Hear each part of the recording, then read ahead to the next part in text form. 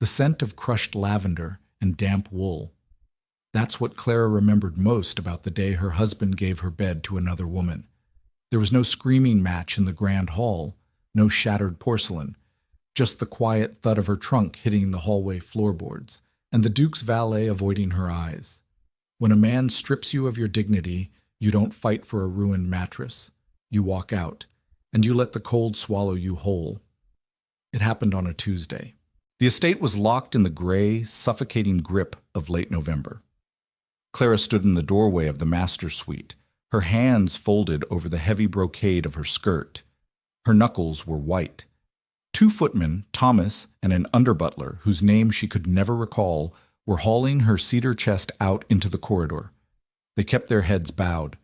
The servants always knew how to become blind, deaf, and dumb when the nobility decided to shame themselves. Henry stood by the hearth. He wasn't looking at her. He was meticulously adjusting the gold cufflink on his left wrist. The firelight caught the sharp, aristocratic angle of his jaw, the jaw that had once pressed against her collarbone in the dark. Now, he looked like a stranger made of wax and expensive wool. "Josephine requires the southern light," Henry said. His voice was entirely conversational. He could have been discussing the crop yield or the purchase of a new hunting hound. "Her constitution is delicate. The physician recommends morning sun." The words dropped between them like loose coins on the stone floor. Cheap. Clattering. Clara looked past him. Josephine sat on the edge of the velvet armchair, running a slow, manicured finger over the mahogany vanity. Clara's vanity. Josephine was wearing a shawl of pale blue cashmere, the exact shade of Clara's favorite riding habit. The mistress didn't look delicate. She looked utterly, terrifyingly comfortable. Clara wanted to scream. She wanted to pick up the heavy iron poker from the fireplace and smash the imported Venetian mirror into 1,000 jagged splinters. She wanted to rake her nails down Henry's perfectly shaven cheek and watch him bleed. But the urge remained entirely locked in her throat, a hard pulsing knot of cowardice and pride. She did not scream. She swallowed, the dry click sounding deafening in her own ears. "The blue room has been prepared for you," Henry added, finally glancing up. His eyes, a pale, washed-out gray, held no malice. That was the worst part. There was no cruelty in his gaze, only a mild inconvenience. He was annoyed that she was still standing there, forcing him to acknowledge the ugliness of the transaction. "It is entirely adequate." The blue room was in the guest wing. It overlooked the kitchens. It smelled permanently of boiled cabbage and damp plaster. It was the room where they put elderly aunts and minor, unimportant cousins. "I see," Clara said. Her voice sounded thin, like tearing paper. She turned on her heel. She walked down the corridor, the heavy thud of her sensible leather boots muffled by the Persian runners. She walked past the blue room without stopping. The air in the manor suddenly felt unbreathable, thick with the scent of Henry's sandalwood cologne and Josephine's heavy, cloying rose water. She needed out of the lungs of this house. She walked down the servants' stairs, the rough stone biting through her thin soles. She bypassed the kitchens, stepped out through the scullery door, and walked directly into the freezing sleet. She didn't stop until she reached the edge of the estate. The trees here were stripped bare, black and skeletal against the bruised sky. Nestled in the encroaching woods sat the old groundskeeper's cottage. It had been abandoned for 3 years, ever since old Mr. Higgins had died in his sleep. The roof sagged. The windows were opaque with grime. Clara pushed the heavy oak door. It shrieked on rusted hinges, protesting the intrusion. She stepped inside. The air was frigid, smelling strongly of wet ash, mouse droppings, and rot. It was horrific. It was filthy. It was hers. She closed the door behind her, leaning her back against the rough wood, and slid down until she hit the dusty floorboards. Only then did she allow her lungs to hitch. She didn't weep like a heroine in a tragic opera. She gasped ugly, ragged sounds, her chest heaving against the tight, unforgiving stays of her corset, her hands pressing into the dirt until her fingernails cracked. The first night was a brutal lesson in physics. Cold is not merely an absence of heat. It is a physical entity. It crept through the cracks in the floorboards. It sank its teeth into Clara's ankles, gnawed at her knees, and settled heavy and deep inside her chest. She had dragged a single, moth-eaten wool blanket from a trunk left behind by Higgins. She lay curled on a lumpy horsehair mattress in the corner of the single room, wearing her velvet day dress, her winter cloak, and her leather gloves. Still, she shivered so violently her teeth clicked together. Why didn't I take the blue room? The thought circled her mind like a vulture. It would have been warm. There would have been a fire, lit by a maid. There would have been a tray of hot tea and buttered toast. She felt pathetic. This wasn't a grand, defiant stand. It was a temper tantrum that had landed her in a freezing, rat-infested shack. She listened to the wind claw at the thatched roof and the terrifying, scurrying sounds in the walls. She squeezed her eyes shut, fighting a wave of profound, nauseating regret. When the pale, watery light of dawn finally broke through the filthy window panes, Clara was stiff, her joints aching as if she had been beaten. She sat up. Her breath plumed white in the air.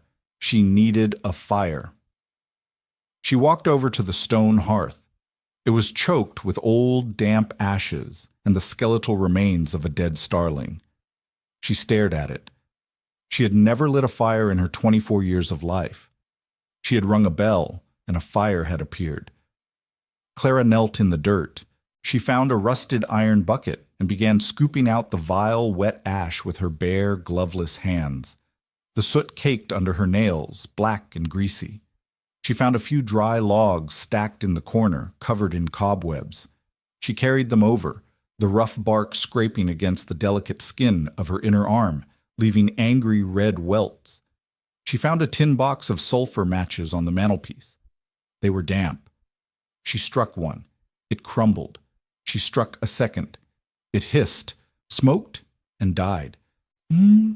Please, she whispered. Her voice was raspy, unused. Just, please. She struck a third, pressing so hard the wooden stick snapped, driving a sharp splinter deep into the fleshy base of her thumb. Clara gasped, dropping the pieces. A bead of bright red blood welled up, stark against the black soot coating her hand. She stared at the blood. It was a tiny injury, insignificant, but it broke something open inside her. She let out a frustrated, guttural scream, kicking the pile of logs so hard her toes throbbed. She sat back on her heels and wept. Real, hot tears that cut tracks through the dirt on her face. She cried for the splinter. She cried for the cold. She cried for the silk sheets she had left behind, and the husband who hadn't even bothered to watch her walk away. 10 minutes later, the tears stopped. The cold remained. Clara wiped her nose on the expensive velvet sleeve of her dress, ruining the fabric entirely. She pulled the splinter out with her teeth, tasting the sharp, metallic tang of her own blood. She tried again. She took a handful of dry straw from the mattress, layered it under the smallest twig she could find, and struck a fourth match. It caught. A tiny, fragile tongue of yellow flame licked the straw. Clara dropped to her stomach, blowing on it gently, coaxing it, praying to it. The twigs popped. The flame grew. When the fire finally roared to life, casting a harsh, flickering light against the stone walls, Clara sat back. Her hands were bleeding and black.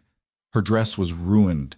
Her hair was falling out of its pins in a greasy, tangled mess. She held her trembling hands out to the heat. It was the most beautiful thing she had ever seen. For the first time since Henry had spoken those words in the bedroom, Clara felt a strange, terrifying sensation bloom in her chest. It wasn't happiness. It was ownership. This fire was hers. The warmth was hers.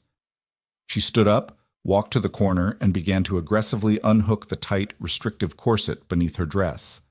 She struggled with the laces, pulling and tearing until the heavy garment fell to the floor like a dead weight. She took a deep, unrestricted breath, her ribs expanding fully for the first time in years. She found an old, oversized knitted sweater hanging on a nail by the door, likely Higgins's. It smelled of sheep and old pipe tobacco. She pulled it on over her shift. It was heavy, scratchy, and wonderfully warm. She wasn't a duchess anymore. She was just a woman trying to stay warm, and surprisingly, that thought didn't kill her. Henry sat at the head of the long mahogany dining table, staring at a silver platter of poached eggs. He had lost his appetite. "The drafts in this house are simply unforgivable, Henry." Josephine sat to his right, wrapped in a thick fur-lined dressing gown. She was pouting. She had been pouting for 3 days. The southern light in the master suite was beautiful, yes, but the windows rattled in the wind, and the fireplace smoked if the wind blew from the east. "I shall have the glazier look at it," Henry murmured, taking a sip of black coffee. It was lukewarm. He frowned. 3 days. It had been 3 days since Clara had walked out of the master suite. Henry had assumed she was sulking in the blue room. He had expected a note. A tearful plea slid under his study door. A demand for a larger allowance, perhaps, or a threat to write to her brother in London. He had not expected complete, resounding silence. Yesterday he had finally asked his valet, "Is Her Grace finding the guest wing agreeable?" The valet had cleared his throat, a nervous, raspy sound. "Her Grace is not in the guest wing, Your Grace. She has taken up residence in the old groundskeeper's cottage." Henry had frozen. "The cottage? It doesn't even have a functioning pump." "Yes, Your Grace." Henry rubbed his temples now, listening to Josephine complain about the starch in the linens. He felt a sharp prickle of irritation. This was exactly like Clara, always finding the most inconvenient, dramatic way to make a point without saying a single word. She was trying to embarrass him. She wanted the servants to whisper. She wanted to play the martyr, freezing in the mud, so he would feel guilty and beg her to come back inside. Well, he wouldn't beg, but he couldn't have his wife living like a feral animal on the edge of the property. The optics were disastrous. If word got out to the neighboring estates, he would be a laughingstock, a duke who couldn't even manage his own household. Henry threw his linen napkin onto the table. "Excuse me, my dear, I have matters to attend to." Josephine sighed loudly, but Henry was already walking out. He didn't call for a carriage. It was only a half-mile walk across the grounds. He wore his heavy wool overcoat and his finest leather riding boots. The walk was miserable. The ground was saturated from days of freezing rain. By the time Henry reached the tree line, his boots were caked in thick gray mud, ruining the immaculate polish. His irritation hardened into a cold anger. Clara would apologize for this. He would march her back to the guest wing, lock the door if he had to, and put an end to this ridiculous pantomime. He approached the cottage. Thin gray smoke was curling from the chimney. Henry stepped onto the rotting porch and banged his gloved fist against the heavy oak door. "Clara, open this door." Silence. Then the sound of heavy footsteps. The door creaked open. Henry had prepared a speech. He had prepared cold, cutting words about duty, reputation, and childish tantrums. The words died in his throat. Clara stood in the doorway. She was wearing a man's filthy, oversized sweater that swallowed her frame. Her dark hair was braided in a single, messy plait down her back. There a smudge of black soot across her cheekbone, and her hands were ruined. They were red, raw, and calloused, dirt packed deep beneath the nails. But it wasn't her appearance that stopped him. It was her eyes. Henry had expected to see red, swollen eyes. He had expected to see misery, defiance, or perhaps a desperate, lingering hope that he had come to fetch her back to their bed. He saw none of that. Clara looked at him. She didn't glare. She didn't shrink back. She looked at him with the mild, blank expression of someone who has just been interrupted while reading a slightly uninteresting book. "Henry," she said. Her voice was steady, lacking any of the nervous tremor he was accustomed to. "You're tracking mud onto my porch." Henry blinked, looking down at his ruined boots, then back up at her. "Clara, this farce ends today. You look like a beggar. Gather your things. You are returning to the house." Clara leaned against the door frame. She crossed her arms over the bulky sweater. "No." The refusal was so quiet, so devoid of heat, that Henry actually took a step back. Excuse me? No, she repeated. I'm not returning to the house. You are my wife, Henry snapped, his voice rising, betraying a crack in his aristocratic veneer. You will not live in a hovel like a stray dog. Do you have any idea how this looks? It looks like you gave my bedroom to your mistress, Clara said evenly. I'm not sure how you expect me to dress it up for the neighbors. Perhaps you could tell them I've developed a sudden, overwhelming passion for agriculture. Henry stared at her. He felt a sudden, bizarre sense of vertigo. This wasn't Clara. The Clara he knew was soft, anxious, always trying to anticipate his moods, always apologizing for taking up space. This woman, smelling of wood smoke and damp earth, was a stranger. It is freezing out here, Henry said, trying to regain control. You have no servants, no hot water. I boiled water this morning, Clara said. She uncrossed her arms and held up a battered tin cup. I made tea. It tastes faintly of rust, but it's hot. Would you like some? It was a genuine offer. That was the most infuriating part. It wasn't sarcasm. She was offering him a rusty cup of tea with the polite detachment of a host humoring an uninvited peddler. I don't want your damn tea, Henry growled.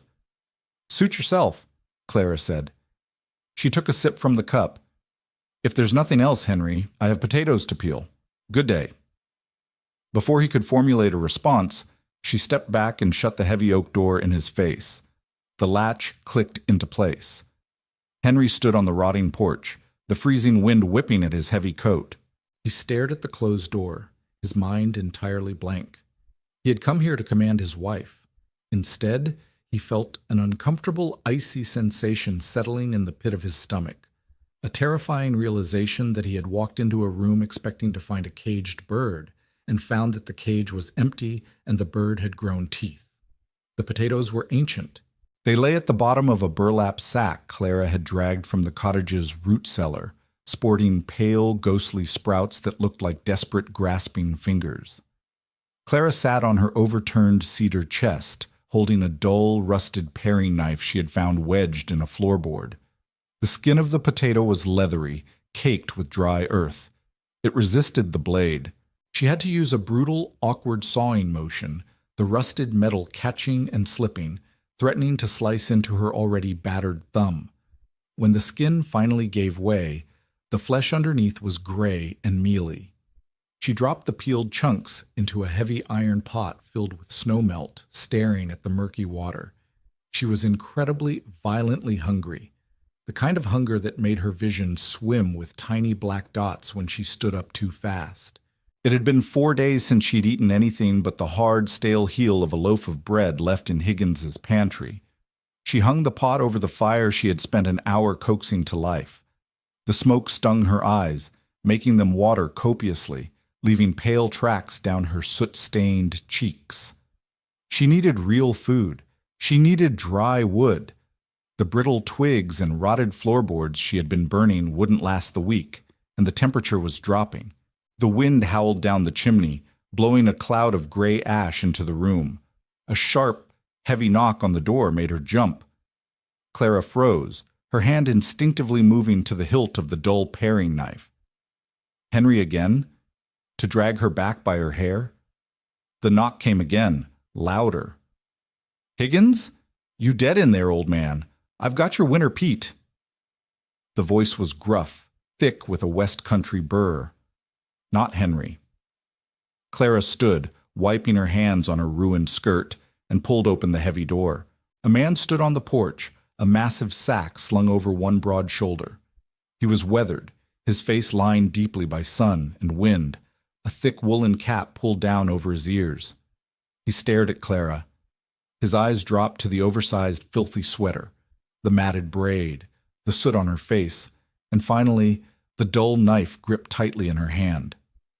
You're not Higgins, he stated. His tone was wary.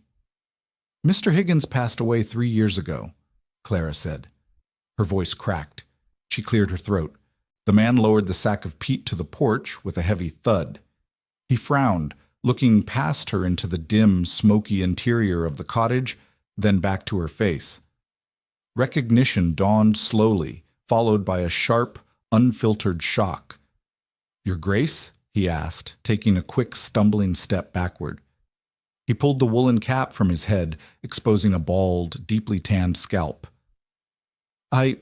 Apologies, Your Grace. I didn't know. The estate manager, he pays me for the winter peat delivery for the outbuildings. I thought—" "Do not call me that," Clara said. The title felt like a lead weight. "My name is Clara." The man swallowed. "I'm Henry, ma'am. Should I take this to the main house? Are you lost?" "I am exactly where I intend to be," Clara said. She looked at the heavy sack of peat. Peat burned hot. Peat burned long. It was exactly what she needed. "Are you returning to the village, Henry?" "Yes, ma'am." Clara reached into the pocket of her heavy wool skirt. Her fingers closed around the cold, smooth gold of her wedding band. She had taken it off yesterday when her fingers swelled from the cold. Beside it sat a pair of heavy sapphire drop earrings, a wedding gift from the Dowager Duchess. She pulled out the right earring. The blue stone caught the weak gray afternoon light, flashing with a brilliant, entirely out-of-place fire. She held it out to him. Henry stared at it as if it were a live adder. "I can't take that, ma'am. That's worth more than my whole cart." "I don't want money," Clara said. Her arm was entirely steady. "I want that sack of peat. I want a sharp axe. I want a sack of oats, a slab of salted pork, half a dozen heavy wool blankets, and whatever root vegetables you can carry in a wheelbarrow, and salt. I desperately need salt." Henry looked at the sapphire, then at Clara's cracked, bleeding knuckles. He didn't ask questions. The working class knew better than to interrogate the madness of the gentry. "I'll have to go to the village," he said slowly. "It'll take an hour." "I'll be here," Clara said. She pressed the earring into his rough, calloused palm. "Leave the peat." Henry nodded once, sharply, and turned away, walking briskly toward the rutted wagon path. Clara dragged the heavy sack of peat inside. It took all her strength, her muscles screaming in protest, but she managed to haul it to the hearth. She threw a thick, earthy brick of it onto the dying fire. It smoked heavily for a moment, then caught, radiating a thick, dense heat that instantly began to thaw the ambient chill of the room. When the potatoes were finally soft, she ate them straight from the iron pot with a wooden spoon. They tasted of dirt, smoke, and rust. They were the most magnificent thing she had ever put in her mouth. She didn't cry. The hollow ache in her stomach was receding, replaced by the heavy, settling weight of the peat fire. She sat on the floor, her back against the warm stones of the hearth, and watched the flames. She had traded a sapphire for salt and oats. She felt a grim, dark smile pull at the cracked corners of her lips. She was surviving, and she was doing it without him. The dining room of the manor was stifling. Two massive fireplaces roared at either end of the long hall, radiating a dry, oppressive heat that made the heavy velvet draperies smell faintly of dust. Henry sat at the head of the table. He was sweating beneath the collar of his starched evening shirt. Across from him, Josephine was dissecting a roasted quail. The bird was glazed in a rich, dark plum sauce. She used silver tongs and a tiny specialized knife, delicately pulling the meat away from the fragile, translucent ribcage. The soft crack of the tiny bones snapping echoed in the quiet room. The sound turned Henry's stomach. "The seamstress is simply incompetent, Henry," Josephine was saying. She dabbed a drop of plum sauce from her lower lip with a linen napkin. "I specifically requested the bodice of the emerald silk to be lowered an inch. She brought it back today, and it is entirely too matronly. I refuse to look like a vicar's wife at the hunt ball." Henry stared at the mutilated quail. "Have her redo it. She complains about the timeline, says her fingers ache from the fine needlework. The insolence of the staff here is really quite staggering." Henry reached for his crystal goblet of claret. The wine was heavy, tasting of oak and dark berries, but it felt thick and cloying in his throat. He swallowed it down, fighting a sudden, inexplicable wave of claustrophobia. "I boiled water this morning." Clara's voice, flat and unbothered, echoed in his skull. It had been 3 days since he had stood on that rotting porch. 3 days since she had shut the door in his face. He had expected her to break. Every morning, he anticipated the sight of her walking up the gravel drive, shivering, weeping, ready to apologize for her ridiculous display of stubbornness. He had even instructed the housekeeper to keep the blue room aired out and a hot bath ready. But Clara did not come. Instead, his valet had tentatively mentioned seeing smoke rising steadily from the cottage chimney. "Henry, are you listening to me?" Josephine's voice sharpened, slicing through his thoughts. "Yes, my dear. The emerald silk." "You are miles away," she pouted, pushing her plate aside. "You haven't touched your food." "I am not hungry." Henry stood up, the legs of his heavy oak chair scraping harshly against the parquet floor. "I have correspondence to attend to. Enjoy your dessert." He didn't wait for her response. He walked out of the dining room, the heavy double doors shutting behind him, cutting off the smell of the roasted meat and the cloying scent of Josephine's heavy rosewater perfume. He went to his study, but he didn't sit at his desk. He walked to the tall, mullioned windows overlooking the rear of the estate. The night was pitch black, a new moon swallowed by heavy winter clouds. He stared out into the darkness, toward the tree line. He couldn't see the cottage, but he knew it was there. Why wasn't she freezing? Why wasn't she starving? The estate sent no food down there. The pantry in the cottage had been empty for years. An ugly, gnawing sensation chewed at Henry's ribs. It wasn't guilt. Henry didn't do guilt. It was an affront to his authority.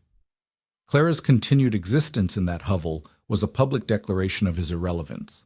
She was proving that she could live without his money, without his house, without him. He pulled his heavy wool riding cloak from the brass hook by the door and stepped out through the terrace doors. The cold hit him like a physical blow, a sharp contrast to the suffocating heat of the manor. The wind bit through his trousers as he walked across the frozen, rutted lawn. He didn't carry a lantern. He let his eyes adjust to the gloom, his boots crunching loudly on the frost-hardened grass. When he reached the tree line, he saw it, a faint orange glow spilling from the single filthy window of the cottage. Henry approached quietly. He felt ridiculous, skulking around his own property like a poacher, but the compulsion to look was overwhelming. He stepped onto the rotting wood of the porch, careful to avoid the loose board that groaned underfoot, and pressed his shoulder to the rough stone wall beside the window. He peered through a clean patch in the grime. The interior of the cottage was illuminated by a massive, roaring fire in the hearth. It wasn't burning the pathetic twigs he had expected. Thick, dark bricks of peat glowed with a fierce, steady heat. Clara was sitting in a heavy wooden chair pulled close to the flames. She was wearing that absurd, oversized sweater, but she had washed her face. Her dark hair was loose, falling over her shoulders in a heavy, shining cascade, drying in the heat of the fire. She was holding a thick slice of bread, using a sharp hunting knife to carve a piece of salted pork. Henry stared. Where in God's name had she gotten salted pork? Where had she gotten the peat? He watched as she took a bite of the bread and meat. She closed her eyes, chewing slowly. The look on her face wasn't the polite, measured satisfaction she displayed at the Manor's dining table. It was raw, almost feral contentment. She looked utterly, completely at peace. She opened her eyes and reached down. A large, gray, scarred tomcat, a feral mouser that hung around the stables, was curled on a thick wool blanket at her feet. She tore off a tiny corner of the pork and tossed it to the cat. It snapped the meat up and rubbed its mangled ear against her knee. Clara smiled. It was a small, private smile. It didn't reach her eyes like a polite society grin. It softened the hard lines of her jaw and made her look incredibly, devastatingly young. Henry realized with a sickening jolt that he hadn't seen her smile like that in 3 years of marriage. She hadn't smiled at his jokes. She hadn't smiled when he bought her diamonds. She was smiling at a feral cat in a freezing shack because she was eating a piece of tough, salted meat. Henry's hands clenched into fists at his sides, the leather of his gloves creaking in the cold. He felt a sudden, violent surge of anger. He wanted to kick the door in. He wanted to extinguish the fire, throw the cat out into the snow, and drag her back to the manor where she belonged. He wanted to strip that look of peaceful autonomy from her face and replace it with the anxious, dependent gaze he was used to. He took a step toward the door. His hand hovered over the heavy iron latch, but he stopped. If he went in there now, he would be admitting defeat. He would be the one breaking the silence. He would be acknowledging that her presence mattered to him enough to brave the cold. Henry dropped his hand. He stepped back from the window, the image of Clara's fire-lit face burning into his retina. He turned and walked back toward the dark, looming silhouette of the manor. He didn't want her back because he loved her. He wanted her back because she was his, and Henry never let another man or woman play with what belonged to him. If she wanted to play a game of endurance, he would show her just how brutal winter could be. The peat lasted exactly 18 days. Clara had learned to ration it, banking the heavy sods with ash before she slept, so they would smolder until dawn. She learned the exact geometry of warmth, how close she could pull the lumpy mattress to the hearth without the stray sparks catching the horsehair on fire. December arrived not with snow, but with a wet, biting sleet that turned the estate grounds into a treacherous landscape of freezing mud. On the 19th morning, Clara reached into the burlap sack and felt the rough canvas bottom. Dust. A few useless, crumbly fragments. She stared at her hands. They were changing. The soft, manicured skin of the Duchess was gone, replaced by thick, yellowish calluses at the base of her fingers. A burn scar slashed angry and pink across her left wrist. She didn't hate it. It felt like armor. She pulled on the heavy wool sweater, wrapped her head in a moth-eaten scarf, and stepped out into the biting wind. She walked the 2 miles to the village crossroad. The mud sucked at her boots, threatening to pull them from her feet with every step. She waited under the dripping canopy of an ancient oak tree, her breath pluming in the damp air. She had brought the second sapphire earring. She needed more peat, another sack of oats, and perhaps, if Henry could find it, a small tin of tea. The rumble of a wooden cart sounded down the lane. It was Henry. The old draft horse plodded along, steam rising from its flanks. Clara stepped out from the shadow of the oak. She raised a hand. Henry saw her. He pulled sharply on the reins. The horse huffed, stopping in the middle of the rutted road. Henry did not climb down. He sat on the wooden bench, his weathered face tight, his eyes fixed firmly on the leather straps in his hands. "Henry," Clara said, walking toward the cart. She reached into her pocket, her fingers brushing the cold stone of the earring. "I need another delivery." "I can't, ma'am," Henry said. His voice was flat. He still refused to look at her. Clara stopped. The wind whipped the end of her scarf against her cheek, stinging the cold skin. "Is it the price?" "I have the match to the first stone. It's worth more than the peat, you know that." "It's not the stone." Henry swallowed hard. He shifted his weight, glancing nervously over his shoulder toward the distant, iron-wrought gates of the Duke's estate. "Mr. Harrison came to the village yesterday. The estate manager." Clara felt a cold, sharp drop in her stomach. "And what did Mr. Harrison say?" "He didn't make a speech," Henry muttered, his thick accent thickening with anxiety. "Just went to the tavern. Bought a round of ale. Mentioned casual-like that his grace is very concerned about poachers and trespassers this winter. Said anyone caught conducting unauthorized business on estate lands or with anyone squatting on them would find their farm leases terminated come spring." The silence that followed was entirely suffocating. The only sound was the heavy, wet breathing of the draft horse and the patter of sleet against the mud. Henry. He hadn't come down to scream at her. He hadn't dragged her out by her hair. He had simply sat in his warm, dry study and quietly, methodically cut her throat. He was sealing her in. He knew she wouldn't beg, so he was ensuring she would starve. "I see," Clara said. Her voice didn't shake. The anger that flared in her chest was so bright and clean it felt entirely hollow. Henry finally looked down at her. His eyes were deeply, painfully apologetic. I've got 5 bairns, ma'am. If I lose the tenancy, we starve. I can't help you. Nobody in the village will. They're terrified of him." "I understand, Henry," Clara said softly. She took a step back from the cart. "You must protect your family." Henry reached behind the wooden bench. He grabbed a small, tightly bound bundle of dry kindling and tossed it over the side. It landed in the mud at Clara's feet with a wet thud. "God preserve you, ma'am," he whispered. He cracked the reins, and the cart rolled away, the wooden wheels churning the icy mud. Clara stood alone on the road.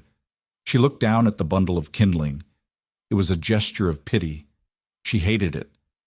She bent down, picked it up, and tucked it under her arm. The walk back to the cottage took twice as long. The cold had seeped through the soles of her boots, turning her toes into blocks of wood. When she pushed open the heavy oak door, the interior of the cottage was already growing dim. The fire was down to a faint, pulsing ember. She threw the kindling onto the hearth. It caught, a brief, pathetic flare of yellow light. It would last an hour. Clara walked to the window. Through the grime, she could see the heavy, imposing silhouette of the manor house sitting on the hill. Every window was blazing with light. It looked like a luxury ship sailing through a sea of black trees.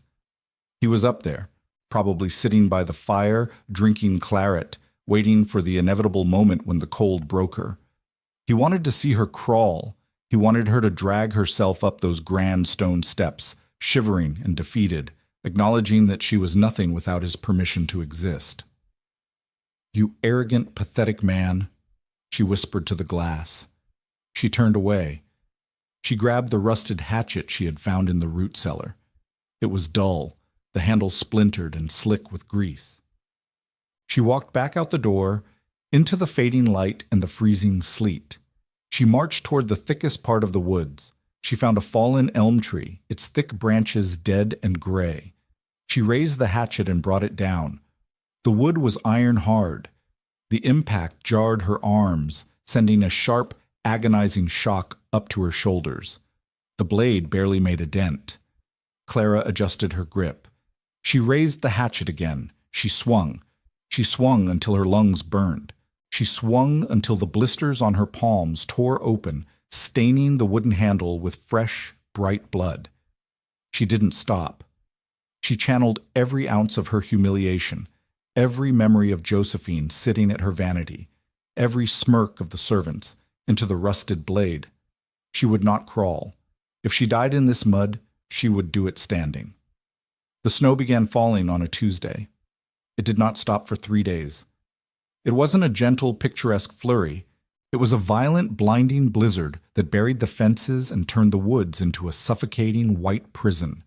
The wind shrieked through the gaps in the cottage walls like a dying animal, piling snowdrifts halfway up the heavy oak door.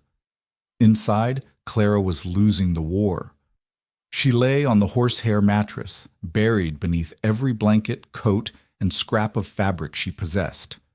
The feral tomcat was pressed tightly against her side, shivering violently. The fire was dead. She had burned the last of the elm branches 2 days ago. She had tried to go out for more, but the snow was waist deep, and her legs simply wouldn't hold her. She was sick. It had started as a dry, rattling cough deep in her chest. Now it was a heavy, fluid weight that made every breath a torturous, gasping effort. Her skin was alternating between burning, slick heat and violent, uncontrollable shivers that made her teeth click so hard she chipped a molar. The cottage was dark. The window was entirely covered by a snowdrift, blocking out the daylight. Time had lost its meaning. It was just a continuous, agonizing stretch of gray cold and the harsh sound of her own ragged breathing. Just close your eyes. The thought was seductive. It felt heavy and soft, like velvet. It would be so easy to stop shivering, to let the cold seep into her bones until it reached her heart and stopped the painful, erratic thumping. She turned her head. The movement sent a spike of pure, nauseating agony through her skull. In the dimness, she could see the rusted paring knife sitting on the floorboards. She stared at it. She couldn't feel her feet anymore. The cold had eaten them. "He wins," the dark voice in her fevered brain whispered. "He starved you out, and you let him." "No," Clara croaked. Her throat felt lined with shattered glass. "No." She tried to sit up. Her arms collapsed beneath her, entirely devoid of muscle. She fell back against the mattress, a wet, ugly sob tearing from her chest. She was going to die here, in the dark, in the dirt. Up on the hill, the manor was eerily quiet. The blizzard had forced the cancellation of the winter ball. Josephine was furious. She had locked herself in the master suite, complaining of a migraine. Henry sat in his study. The fire in the marble hearth was blazing, throwing off waves of intense, dry heat. He held a glass of brandy, staring at the tall windows. The glass was frosted over, completely obscuring the view of the estate. The storm had broken an hour ago. The sky was a hard, brilliant, cloudless blue, the kind that only comes after a violent freeze. Henry set his glass down. He walked to the window and wiped a circle of condensation away with his thumb. He looked down the hill, toward the tree line. The woods were a solid wall of white. He squinted, looking for the thin gray ribbon of smoke that had irritated him for weeks. He scanned the sky above the trees. Nothing. The air was perfectly still. Perfectly clear. No smoke. A sudden, sharp prickle of unease started at the base of his neck. "She's conserving fuel," he told himself. "She's sitting in the dark to spite me." He turned back to his desk. He picked up a ledger. He read the same line of numbers 3 times without comprehending a single digit. How long has it been snowing? 3 days. 3 days of sub-zero temperatures. He had cut off the peat. He had ensured she couldn't buy food. He had wanted her to feel the bite of the winter, to force her hand. But what if she couldn't force the door open? What if the snow had buried the woodpile? Henry dropped the ledger. The unease morphed instantly into a cold, metallic panic. It hit him with the force of a physical blow. He didn't want her dead. A dead wife was a scandal. A dead wife meant an inquest, whispers, the utter ruin of his reputation in polite society. And deeper down, beneath the thick layers of his arrogance, something else twisted painfully in his gut. The memory of her sitting by the fire, smiling at the mangled cat. The terrifying realization that she had found a sliver of joy in the dirt that she had never found in his bed. He ran out of the study. He didn't call for his valet. He grabbed his heaviest coat and a pair of tall leather boots. "Henry?" Josephine stood at the top of the grand staircase, wearing a silk wrapper, looking annoyed. "Where are you going? The roads are impassable." "Stay in your room," Henry barked, his voice harsh and unrecognizable even to himself. He shoved his way out the heavy front doors. The cold hit his lungs like shattered glass. The snow was blindingly bright. He plunged into it. It was thigh-deep, heavy, and wet. The half-mile walk, which usually took 10 minutes, took nearly an hour. He fought his way through the drifts, his breathing ragged, his legs burning with exertion. When he finally reached the clearing, he stopped. The cottage was nearly invisible, buried under a massive dune of white. The chimney was capped with a thick plug of snow. There was no smoke. There was no sound. "Clara," Henry whispered. The wind snatched the name from his lips. He waded onto the porch. The snowdrift was blocking the door. He began tearing at it with his bare, gloved hands, digging like a frantic dog. He cleared enough space to reach the iron handle. He threw his weight against the oak. The door was frozen shut. Henry stepped back, lifted his heavy leather boot, and kicked the wood with every ounce of strength he possessed. The rusted latch shattered. The door flew open, crashing against the interior wall. The smell hit him first. It was the sharp, sour stench of old ash, sickness, and freezing damp. The cottage was darker than the inside of a grave. Henry stumbled in, pulling off his gloves. "Clara?" Silence. He moved toward the corner, his eyes adjusting to the gloom. He saw the mound of blankets on the mattress. A gray cat hissed from the foot of the bed and darted past his legs, vanishing out the open door. Henry dropped to his knees in the dirt. He reached out and pulled back the heavy, moth-eaten wool. Clara lay beneath it. Her lips were cracked and blue. Her skin was a terrifying, translucent shade of gray. Her chest was barely moving, her breaths coming in shallow, wet rattles that sounded like tearing paper. He touched her cheek. It was burning hot with fever, yet radiating a profound, unnatural cold from deep within the bone. God above, Henry breathed. He grabbed her shoulders, pulling her up. Her head lolled back limply against his arm, a dead weight. She didn't open her eyes. She didn't groan. For the first time in his entire pampered life, the Duke felt entirely, utterly powerless. His money, his title, his grand manor on the hill, none of it mattered in the face of the rattling, shallow breaths escaping his wife's blue lips. He had built this cage.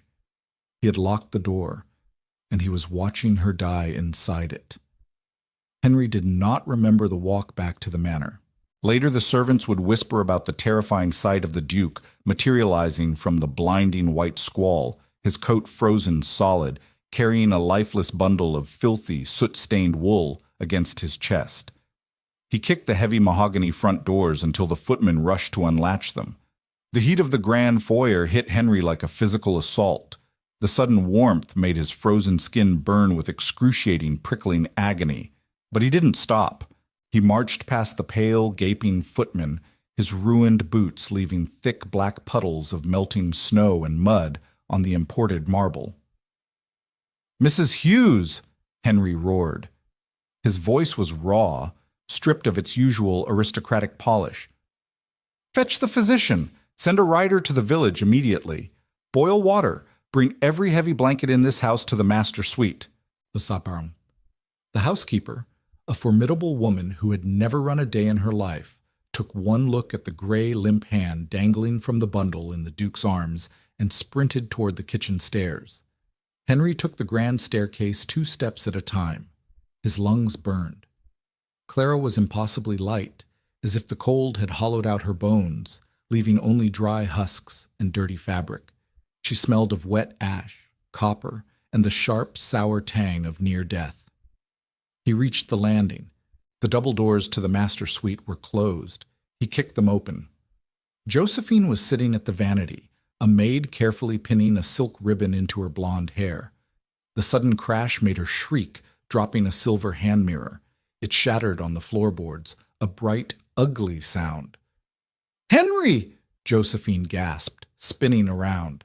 She took in his crazed appearance, the dripping mud, the filthy bundle. She pressed a scented lace handkerchief to her nose. "My God, what is that stench? You're ruining the Persian rug." Henry stopped. He looked at Josephine. He looked at the pale blue cashmere shawl draped over her shoulders. He looked at the roaring fire in the hearth, the heavy velvet curtains, the sickening, cloying scent of rosewater that hung thick in the air. He felt a wave of disgust so profound it made his vision swim. It wasn't just disgust for her. It was a suffocating, violent loathing for himself. He had traded a woman made of iron and quiet dignity for a fragile, painted doll who complained about the weather while another human being froze to death half a mile away. "Get out," Henry said. The words were low, a dangerous, vibrating whisper. Josephine blinked, lowering the handkerchief. "Excuse me?" "Get out of this room," Henry repeated, stepping forward. The ice in his voice was colder than the blizzard outside. "Get out of this room. Pack your trunks.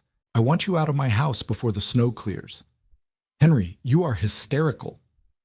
"If you are not gone by morning," Henry snarled, his jaw locked so tight the muscles twitched, "I will have the footman throw you and your belongings into the freezing mud. Do not test me. Move." The maid fled instantly. Josephine stared at Henry, her mouth opening and closing in soundless shock. She saw the absolute terrifying finality in his washed-out gray eyes. She gathered her skirts and hurried past him, her face flushed with a furious, humiliated crimson. Henry didn't watch her go. He walked to the massive four-poster bed and laid Clara down on the immaculate white silk coverlet. The soot and mud immediately stained the expensive fabric. He didn't care. He began frantically pulling the heavy, wet layers off her. The oversized sweater was soaked through. When he reached her shift, he flinched. Her collarbones protruded sharply beneath the thin, clammy skin. Her ribs were a harsh, visible cage. Mrs. Hughes rushed in, followed by two maids carrying copper basins of steaming water and stacks of linen. "Out of the way, Your Grace," Mrs. Hughes ordered, her deference entirely forgotten in the face of a medical emergency. Henry stepped back, his hands shaking violently. He stood in the corner of the room, trapped in his wet, heavy coat, watching the women strip his wife, wrap her in hot flannels, and pile quilts over her shivering frame. The physician arrived an hour later, smelling of gin and peppermint. He listened to Clara's chest, his expression grim, and ordered mustard plasters and spoonfuls of warm broth to be forced past her blue lips. For 3 days, Clara drifted in a violent, fevered delirium. Henry did not leave the room. He sat in a high-backed leather chair by the fire, watching her chest rise and fall. He listened to the wet, agonizing rattle of her breathing. He watched the maids wipe the sweat from her brow. He did not sleep. Every time the room grew quiet, panic seized his throat, convincing him that her heart had finally stopped. On the afternoon of the 4th day, the fever broke. The harsh, ragged breathing smoothed out into a quiet, shallow rhythm. The terrifying gray pallor faded from her skin, replaced by a fragile, translucent pallor. Henry leaned forward, his elbows resting on his knees. Clara's eyelashes fluttered. They were dark and heavy against her pale cheeks. Slowly, painfully, she opened her eyes. She stared at the canopy above her. She registered the heavy mahogany posts. She felt the impossible, frictionless slide of the silk sheets against her legs.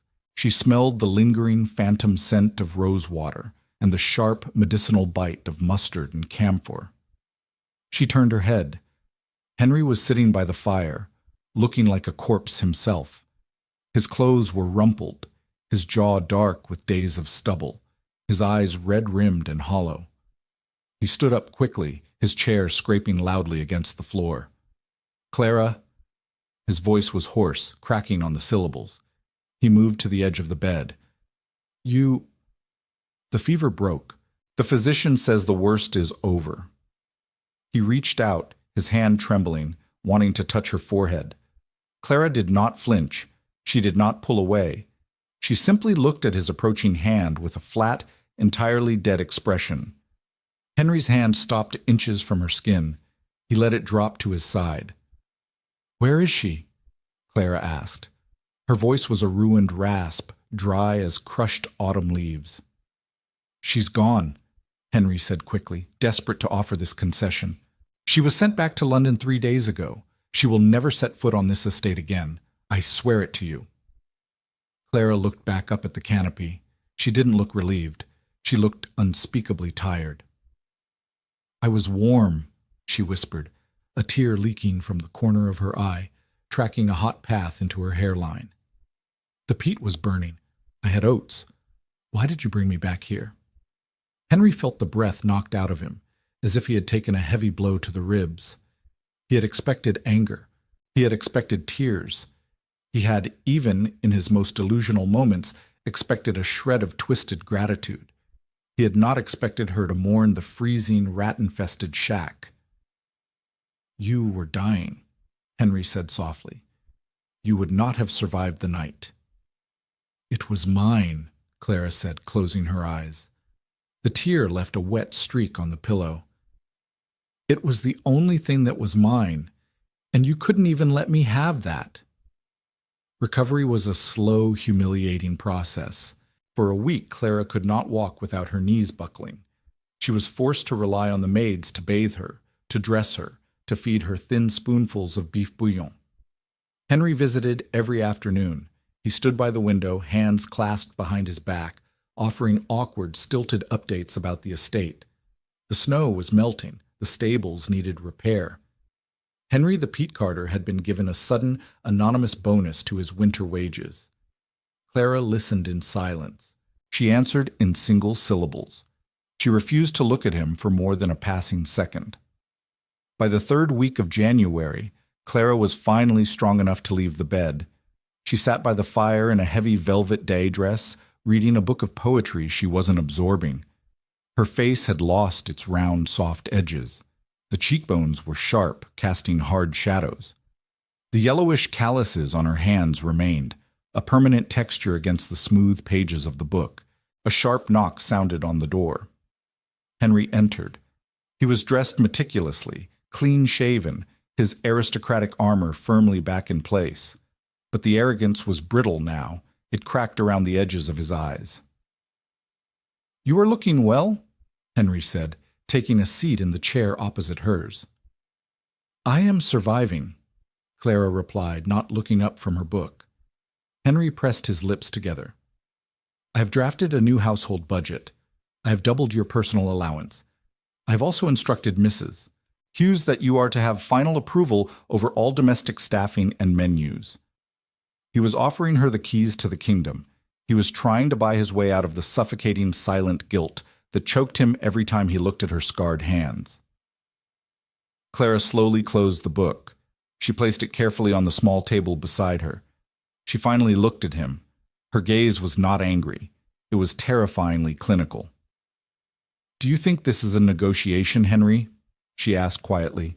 "I am trying to make amends," he said, his voice tightening defensively. "I behaved poorly.